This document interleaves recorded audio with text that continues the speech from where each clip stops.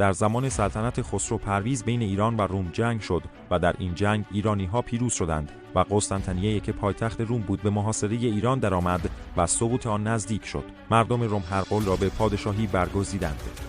هرقل چون پایتخت را در خطر می‌دید، دستور داد که خزائن جواهرات روم را در 4 کشتی بزرگ نهادند تا از راه دریا به اسکندریه منتقل سازند تا گنجینه روم به دست ایرانیان نیفتند. ولی کشتی‌ها هنوز مقداری در مدیترانه نرفته بودند که ناگهان باد مخالف وزید و هرچه کشتیبانان تلاش کردند نتوانستند کشتی‌ها را به سمت اسکندریه حرکت دهند و کشتی‌ها به سمت ساحل شرقی مدیترانه که در تصرف ایرانیان بود درآمد. ایرانیان خزائن را به تیسفون فرستادند.